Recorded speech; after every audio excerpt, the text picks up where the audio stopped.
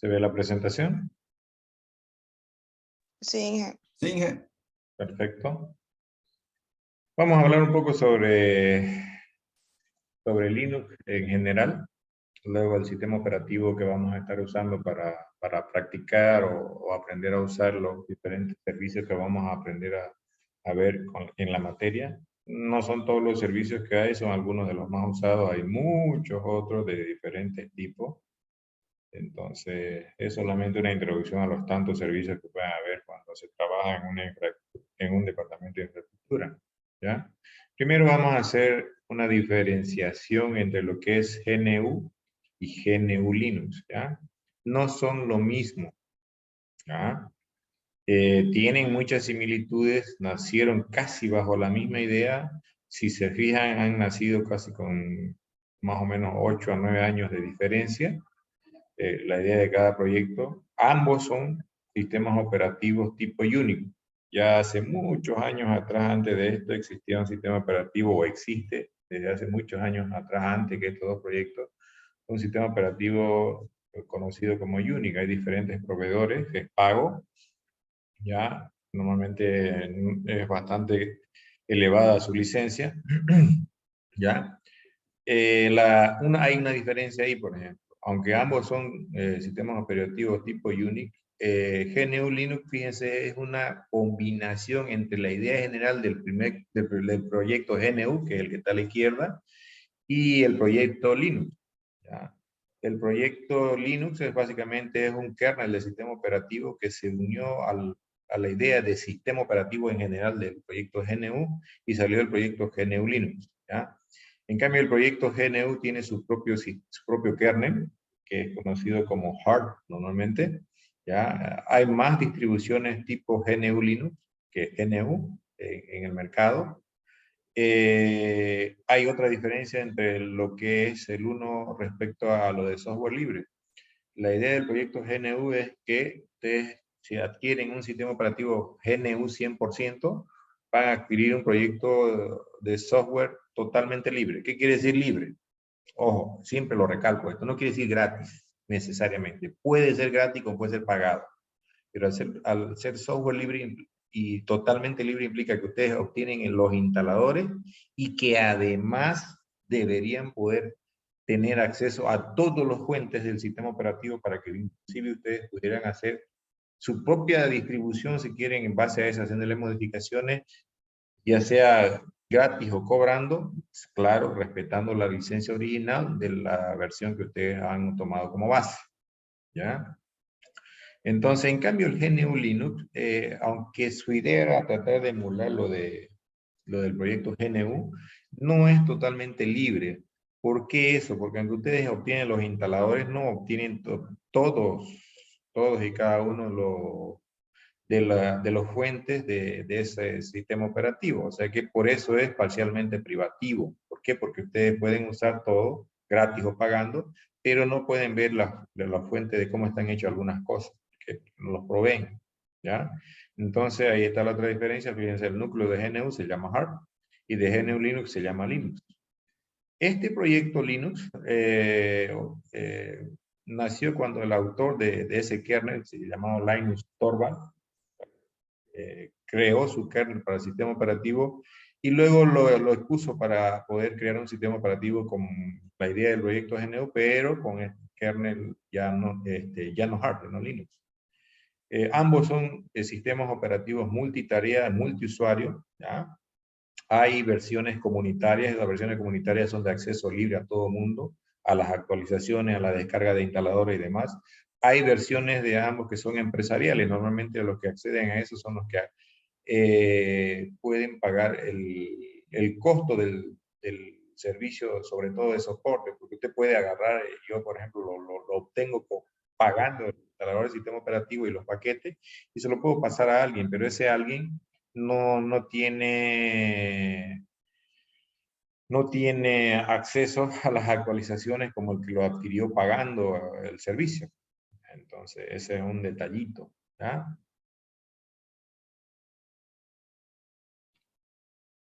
Entonces,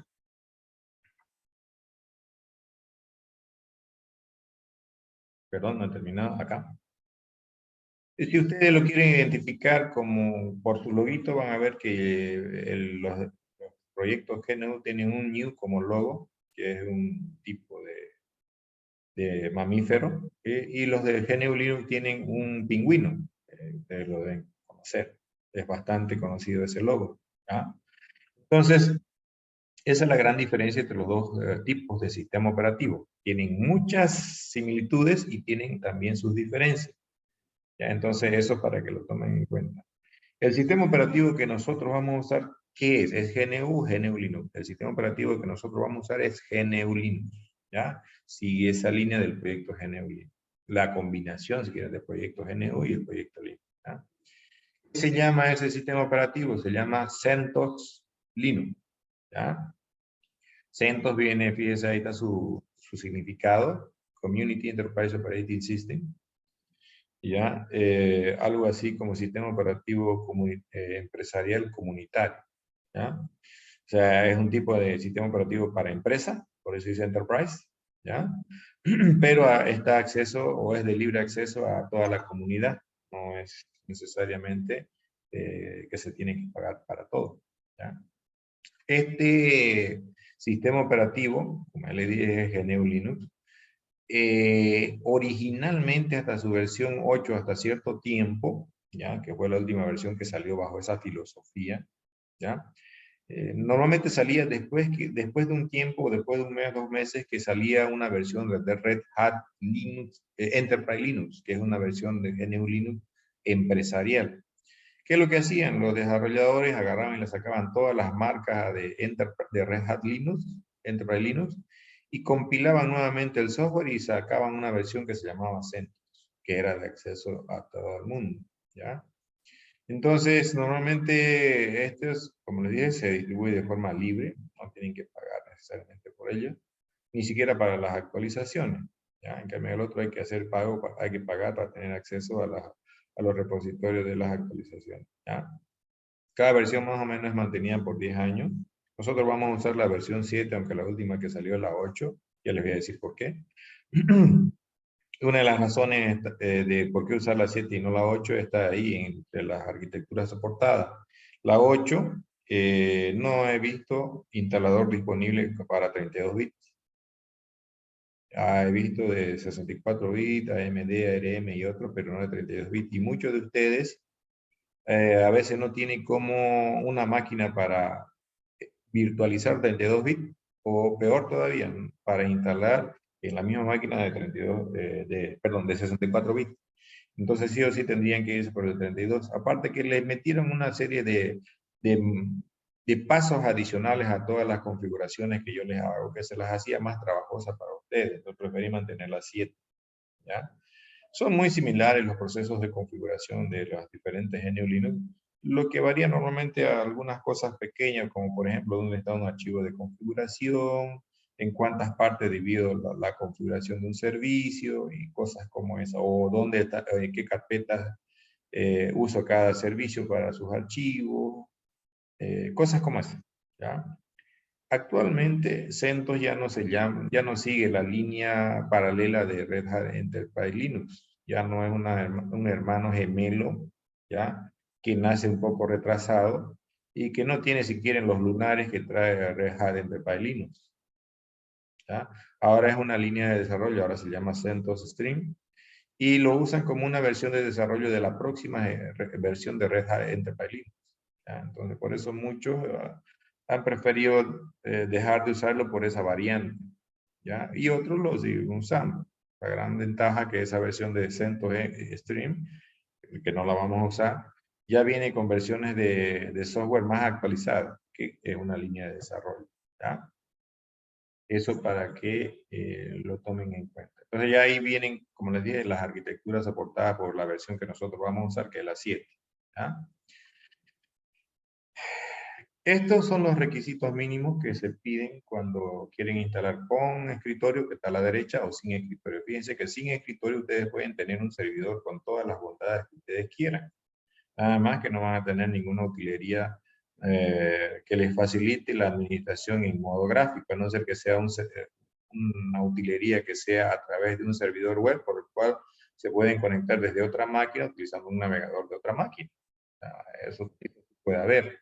Ahora, si sí o sí necesitan trabajar con el escritorio de su sistema operativo, ahí obviamente, fíjense, tienen casi el doble de disco, de memoria, casi 10 veces más disco, entonces porque el escritorio necesita mucho espacio de almacenamiento para todo el software adicional que hay que instalar, ¿ya? Después los procesadores podrían funcionar con el uno y con el otro, ¿ya?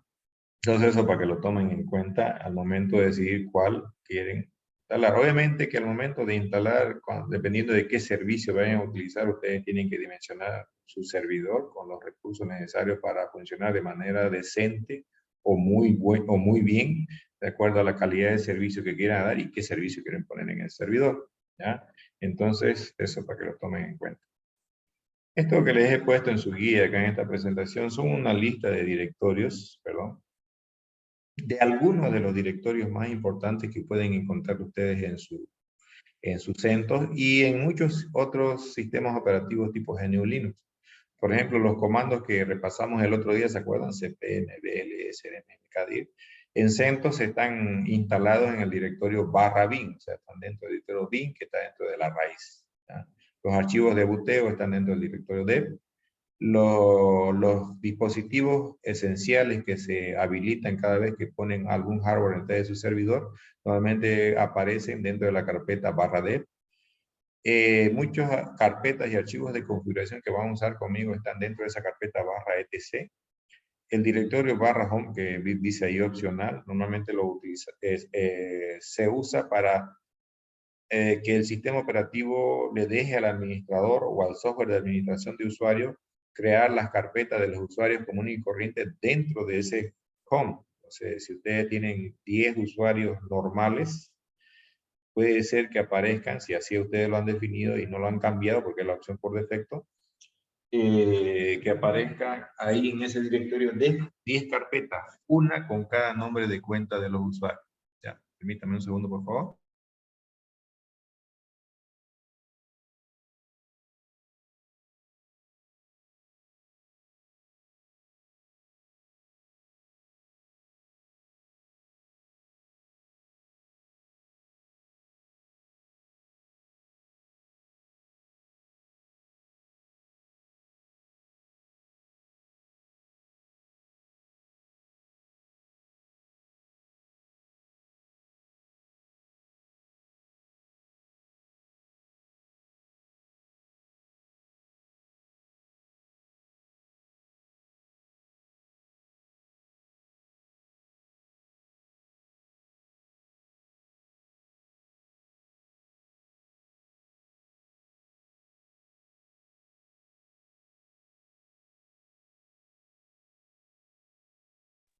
Ahora sí, sigamos. ¿Eh?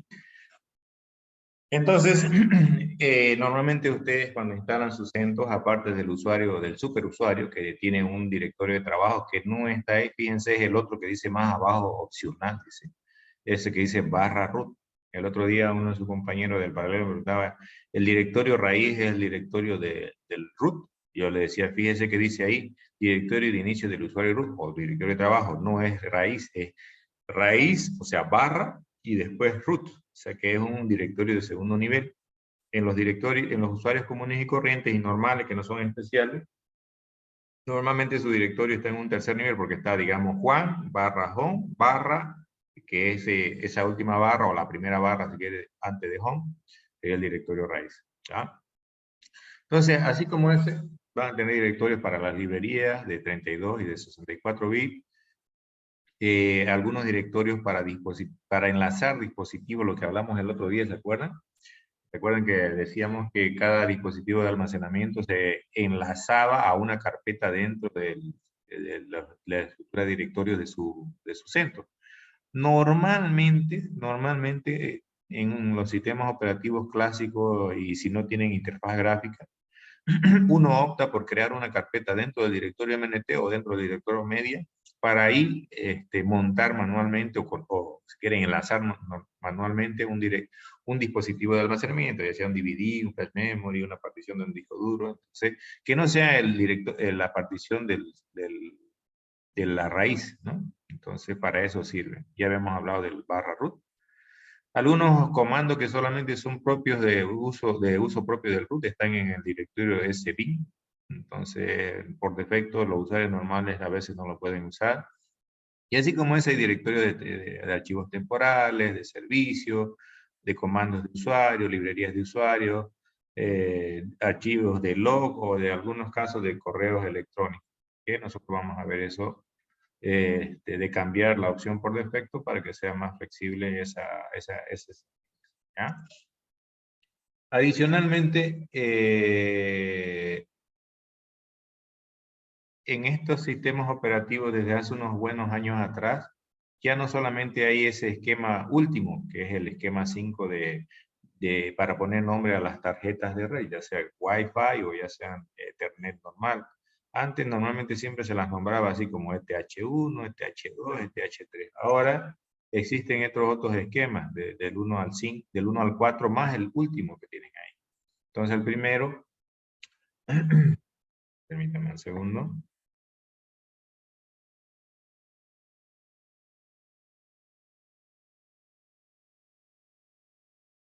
El primero, normalmente,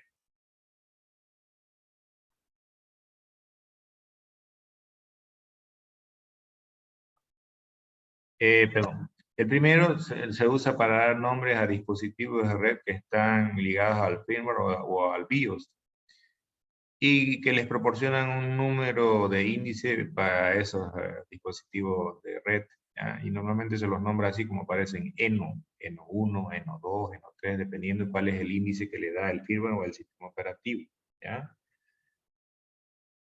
El segundo, ¿ya? Ustedes van a ver que es parecido al primero, pero fíjense, aunque dice que son nombres que se incorporan para dispositivos de red, ¿ya? Que se incorporan, digamos, a nivel de firmware o BIOS, pero que proporcionan números de ranura PCI Express Hot Plug. Tiene su diferencia uno del otro. Por ejemplo, nosotros si virtualizan con VMware van a notar que sus tarjetas de red se van a llamar ENS algo. Entonces van a caer sus tarjetas de red en este segundo esquema. No van a caer en el primero. Menos con VMware he visto que es así. ¿Ya? Entonces, para que lo tomen en cuenta. El esquema 3 se usa para dar nombres que usan la ubicación física del conector de su dispositivo de red, ¿ya? Si es que no se puede usar ese esquema, normalmente también se salta al esquema número 5. En el esquema 2, por ejemplo, si no se puede usar ese esquema, se salta al esquema 3. Y del esquema 3, si no se puede usar el esquema 3, se salta directamente al 5. El esquema 4, cuando no se puede aplicar ninguno de los tres, tal vez en algunos casos, algunos sistemas usan la dirección MAC. No se olviden que cada tarjeta de red, ya sea Ethernet o Wi-Fi, tiene una dirección física. Entonces, en algunos sistemas van a ver que usan este tipo de esquema para dar nombre a sus tarjetas de red. Obviamente, gráficamente, si está en español, le va a salir Ethernet 1 o Red 1, Red 2, y así sucesivamente. No va a salir el nombre de uno de estos esquemas por comunidad para la interfaz gráfica. Pero si ustedes lo ven por consola, ahí ya les va a ver que les va a salir o N1, N2, o NS1, o NP2S0, o NP1S1, NP1S2 y así sucesivamente. Y como les dije, si no se puede usar ninguno de estos esquemas que antes les nombré, ya directamente se usa esquema número 5. ¿Ya? Y bueno, cuando van a instalar un sistema operativo, ¿ya? Ustedes normalmente no lo instalan porque se les ocurre y nadie lo va a usar. Sea un Windows para el uso personal de ustedes, sea un GNU Linux como servidor o un GNU Linux como equipo de escritorio, normalmente ustedes van a primero ver para qué lo van a usar, por cuánto tiempo, qué se puede usar en su máquina, porque a lo mejor hay software por las restricciones de disponibilidad de hardware que no lo pueden usar, las particiones de disco duro que tienen o que desean tener para lo que vayan a habilitar y qué no se puede tener en esa máquina. Lo mismo pasa con lo instalan en un CentOS para poder trabajar con los servicios que pueden habilitar en CentOS o en algún otro GNU Linux. Tienen que ver para qué servicio o servicios lo van a usar, por cuánto tiempo, qué recursos tienen, cómo lo van a particionar y qué limitaciones van a tener. Si ustedes van a instalar, como les digo, vamos a trabajar con CentOS 7, ¿ya? Y ahí les he puesto los enlaces de la versión para descarguen la versión de 32, de 64 bits, dependiendo de cuál vayan a usar.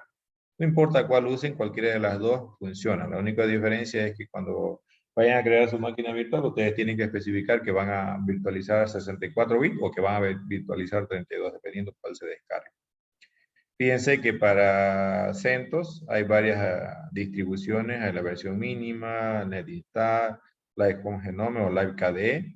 La DVD es la que la mayoría se descarga y usa como instalador y luego normalmente usa, fíjense, dice opción recomendada, normalmente lo usa solo para hacer la instalación del sistema operativo y luego los paquetes se instalan desde los repositorios en línea.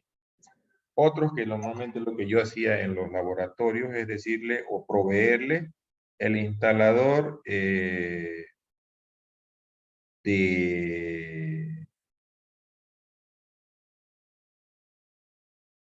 CentOS que se llama Everything. Esta versión Everything es un DVD, obviamente casi del doble de tamaño de la otra versión DVD, en la cual tiene una mayor cantidad de paquetes para instalar. Y uno puede instalar inicialmente el sistema operativo como si lo hiciera en una versión de DVD y luego puede usarlo ese DVD como repositorio para instalar como primera opción de ahí de ese disco. Y si no hay, podía luego instalar directamente el repositorio. Yo les disponía eso en los laboratorios para que luego cuando vengan, si no había internet o si en su casa no tenían internet, entonces no, yo les dé una tarea, no estoy diciendo, no tenía internet, por eso no pude descargar e instalar un paquete.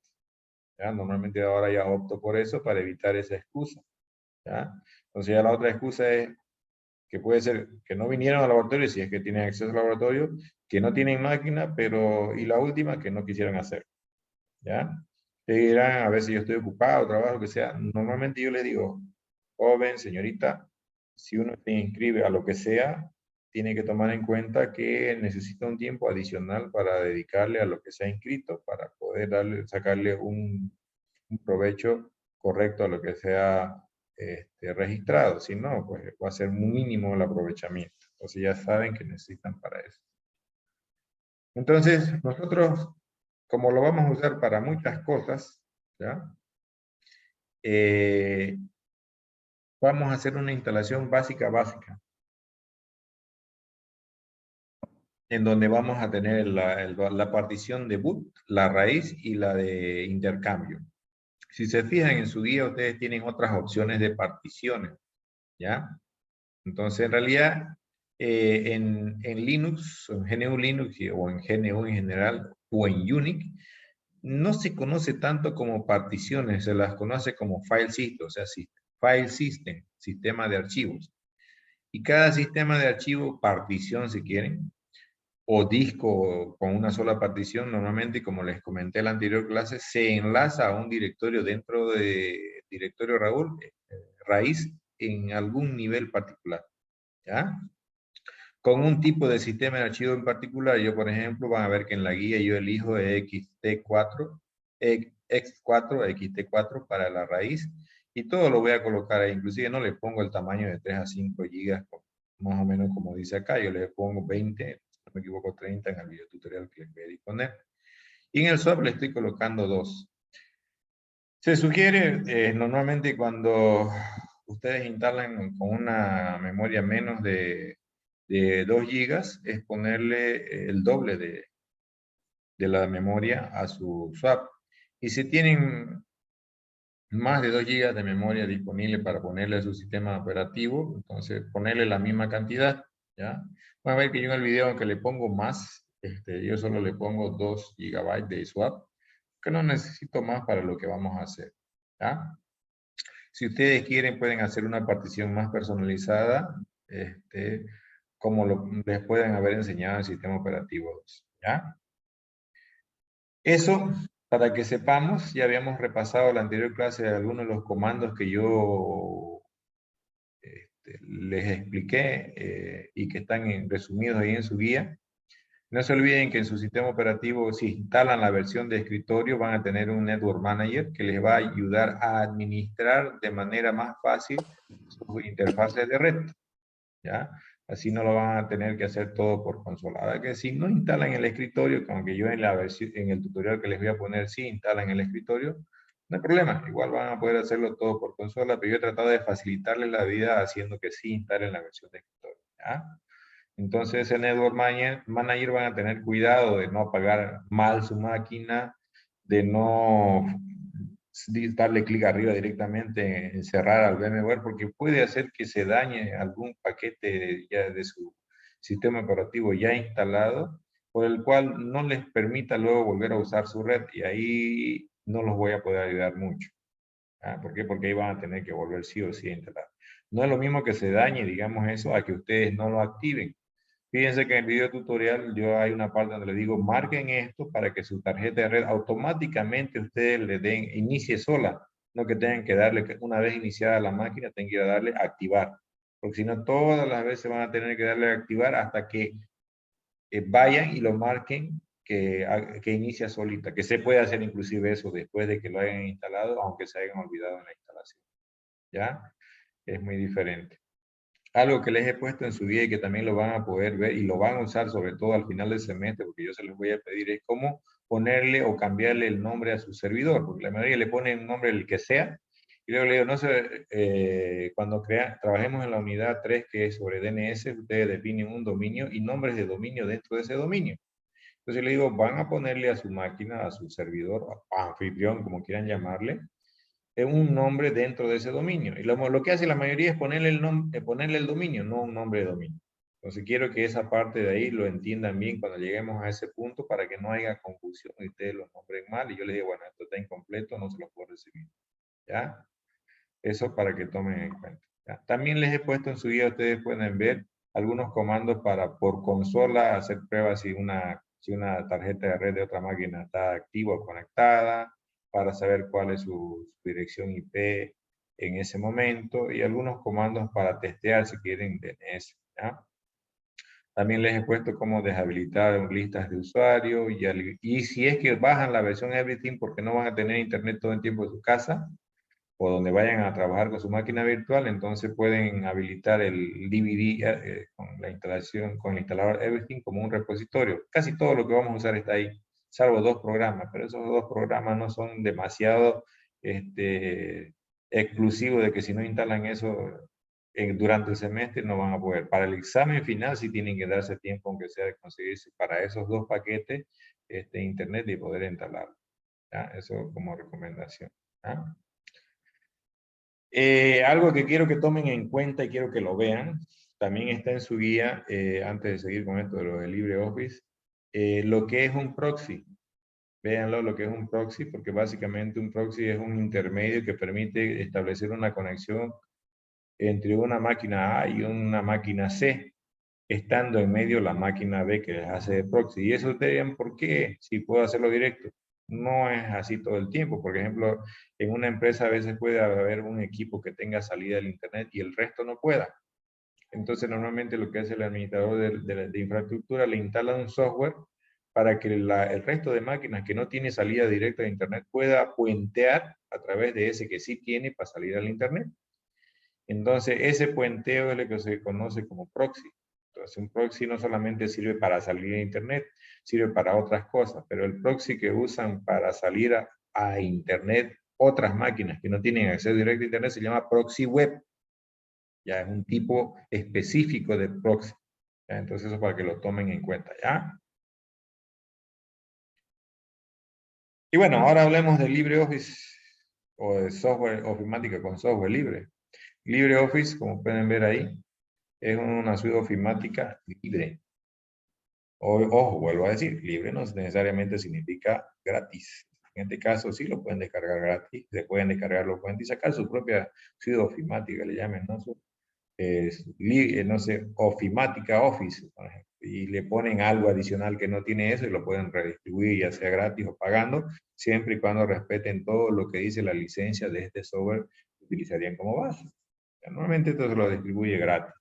Hay un conjunto de aplicaciones muy coherentes, equivalente a las que vienen en Microsoft Office. Por ejemplo, Writer, equivalente a Word, Calc, equivalente a Excel, Impress, equivalente a PowerPoint, Draw, es medio equivalente a Visio, Base, el equivalente a Access, y Math es un editor de fórmulas similar al que tiene Microsoft Office. No sé si lo habrán usado. ¿Ah? ¿Qué ventaja tiene este? Fíjense, tiene muchas. No pagan licencia, es código abierto, multiplataforma. Fíjense que ustedes pueden instalarlo en Linux, en Mac o en Windows. Basta con lo pueden instalar en GNU Linux y en Windows, ya es multiplataforma. En este caso hay también instaladores para Mac. Entonces, con más razón es multiplataforma. Van a ver que tiene soporte a varios idiomas, tanto para la corrección como para la misma interfaz de usuario. ¿Ya? La interfaz de usuario es la misma para todas las aplicaciones, no varía, y permite, si ustedes están abriendo un documento de texto, ahí mismo permite, le dicen abrir y ustedes eligen qué quieren abrir, una presentación, quieren abrir una hoja de cálculo y les deja abrir. También les deja crear así, por eso le llama más coherente. O sea, está integrada todas las aplicaciones desde un solo punto. Entonces, el mismo corrector ortográfico utilizan todas al estar integrado. Y pues los archivos son compatibles, ¿no? Normalmente usan un formato de archivo que se llama Open Document, aunque también puede procesar los formatos de archivos conocidos de Microsoft Office. Hay algunas cositas que no se visualizan tan idénticas como lo hace Microsoft Office, pero acuérdense que no es que sea una versión totalmente idéntica a lo que es Microsoft Office, sino una alternativa provista por otro proveedor. Algo adicional que tiene esta versión o esta suite ofimática es que ustedes pueden descargar esa versión portable, la cual la instalan en un flash memory y se van con su flash. Lo único que necesitan es conectarla a su flash a una máquina que tenga Windows, van a la flash memory y le dicen abrir a la aplicación. Tarda un poquito en abrir, pero después pueden trabajar tranquilamente sin necesidad de instalarla en esa otra máquina. O si tienen un celular Android, también pueden bajarse visor de esta aplicación para... Ahí están los requisitos de, por ejemplo, LibreOffice 5. Actualmente está en la 7. ¿Por qué le pongo la 5? Porque en CentOS 7 viene la versión 5. Si se fijan en Windows particularmente, no necesita mucho, poca memoria, no tanto disco. Un monitor con resolución no muy grande. Y fíjense, funciona desde Windows XP. Ya son muy pocos los que usan eso. O sea que con más razón les va a funcionar en un Windows 11, en un Windows 10, en un Windows 8.1, en el que tengan de las últimas versiones de Windows que han salido. Y también pueden instalar para Mac. Vamos un poquito de alguno de estos paquetes. Fíjense, el procesador de texto, el equivalente a Word. No tiene casi nada que enviarle a Word. ¿Ya? Van a poder crear cartas, libros, informes, boletines, folletos, rotular sobre. Van a poder insertar objetos como gráficos o algunos otros elementos de la misma suite ofimática de LibreOffice. ¿Ya? También pueden trabajar con archivos XML, o sea que podría servir para trabajar con documentos, con páginas web, por ejemplo. Aunque no es ese su objetivo, pero se puede. Al igual que Word lo tiene ahora, tiene de forma más directa un botón para exportar el documento en formato PDF, ¿ya? Y les puede servir también como cliente de correo electrónico. El Calc, que es el equivalente al Excel, igual no tiene tantas cosas que envidiarle al Excel, ¿ya? Tiene muchas cosas que ya vienen o que ustedes conocen en Excel a nivel de análisis, a nivel de gráficos, a nivel de funciones, con los mismos nombres, inclusive las funciones para hacer fórmulas. Fíjense que incluye cerca de 300 funciones, inclusive tal vez más, que pueden ser usadas para hacer fórmulas en su calc de LibreOffice. Entonces, igual pueden hacer diagramas o gráficos 2D o 3D. Y pueden, si quieren y tienen la necesidad, abrir y seguir trabajando sobre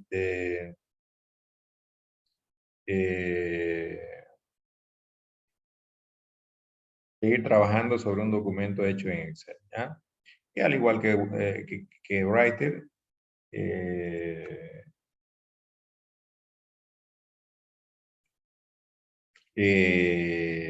se puede exportar en formato PDF o HTML, ¿ya?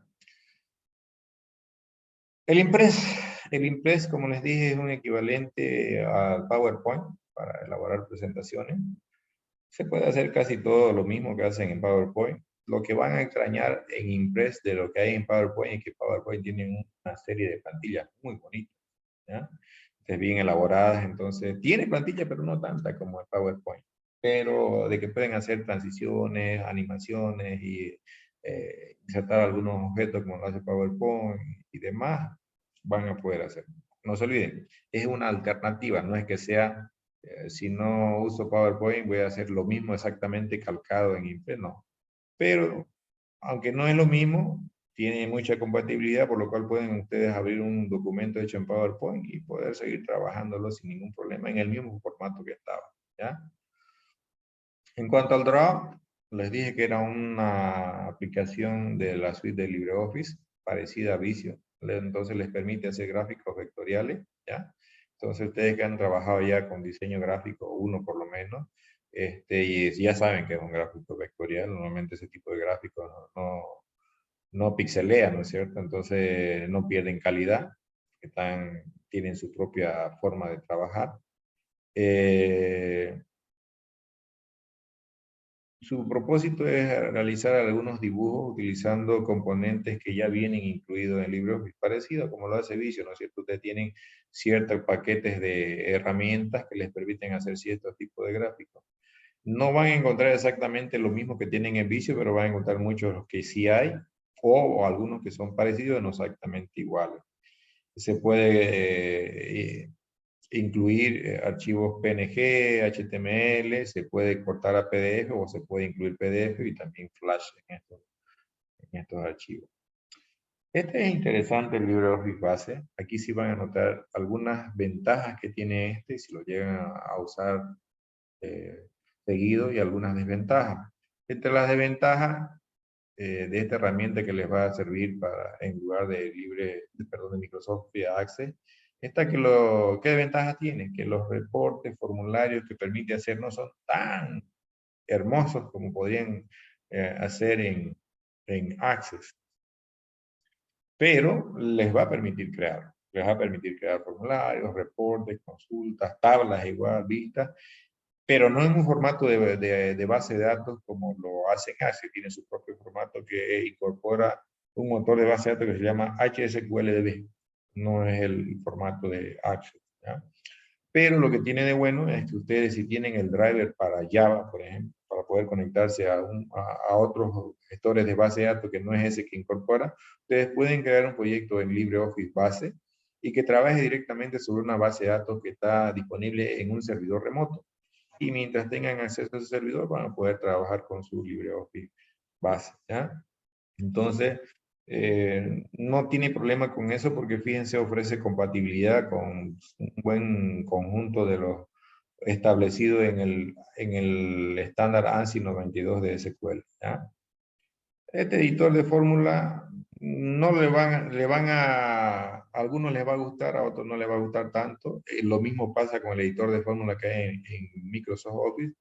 El detalle está en encontrarle cómo usarlo para elaborar fórmulas sin que uno esté bregando ahí para hacerlo, dándole formato a las letras, sino usando la herramienta. Es bastante interesante, les permite hacer muchas fórmulas.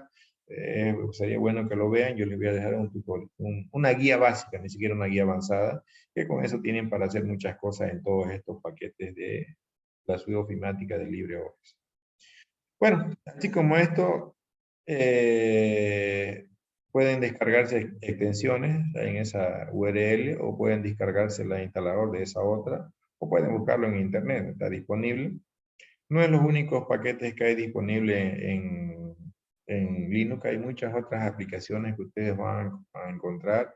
Hay aplicaciones para hacer control de inventarios, contabilidad, seguimiento de proyectos, administración de recursos humanos, algunos son pagos, otros son libres.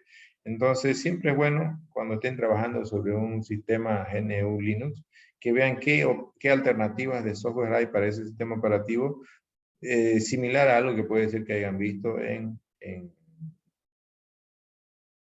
Windows, ¿ya? Tanto como servidor como aplicación de escritorio. ¿Está bien? Es lo que quería hablar con ustedes hoy. No sé si tienen alguna consulta, algo que quieran saber. Si no, vamos a quedar ahí. Y nos veríamos el otro miércoles. Quiero que para el otro miércoles por lo menos lo vean, si es que no lo hacen, la instalación de su sistema operativo para ir trabajando durante el semestre. Si van atrasándose ya con eso, para la tarea que les voy a dar de la segunda unidad, se van a atrasar y luego se van a atrasar para la tercera, y así sucesivamente, y al final van a perder los trabajos para ellos. Yo les sugiero que vayan haciendo la creación de su máquina virtual, si la van a virtualizar, o que y que lo instalen, o que si no van a virtualizar, que lo instalen sobre una máquina real. ¿Está bien? ¿Alguna consulta? Ingeniero, ¿Sí? quería preguntarle una cosa. No pude entrar a las anteriores clases porque mi teléfono está delicado. Quería preguntarle cómo va a ser las clases virtuales, ¿no van a hacer? Por ahora sí. Ah, ya, está bien. Eso que Por era ahora, mi duda, ingeniero. por ahora sí, y ya veremos si es que los exámenes los hacemos presenciales o los hacemos virtuales. No, no tengo problema yo con eso. Cualquiera de los dos me funciona. ¿Ya? Ya, que sea virtual. Ya, gracias, ingeniero. Bueno. Ya, gracias, ¿Alguna otra permiso. consulta? Bueno, entonces vamos a Ingeniero, quedar ahí. ¿Sí? ya, Sí. yo tengo una pregunta acerca del instalador. Ya. Mencionó que había del DVD y Everlink, si no mal me equivoco. Sí. ¿Cuál sería recomendable en sí descargarlo? Depende Ahí. de cómo usted lo va a usar. Como vamos a estar trabajando así virtualmente, no en el laboratorio, a no ser que tú vaya a venir al laboratorio. Si tiene internet permanente, debería descargarse. Yo le sugiero que se descargue el DVD. Así cuando instale a las aplicaciones va a ser la última actualización que hay. Si no va a tener internet permanentemente, trata de conseguirse la versión Everything y sigue los pasos para habilitarlo ese DVD como repositorio, de tal manera que así va casi poder instalar el 95% de lo que vamos a usar en el semestre. Solo para dos cositas necesitaría luego internet nuevamente. ¿Ya? Pero son dos cositas, una en la unidad 2 y otra en la unidad 5, si no me equivoco. Para el resto no necesita internet. Algo que les voy a hacer notar, para probar los servicios que van a trabajar conmigo, no necesitan internet. Siempre me dicen, ay, es que mi internet está mal, pero no funciona. Ese es cuento. ¿Ya? Eso se los voy a aclarar en su momento.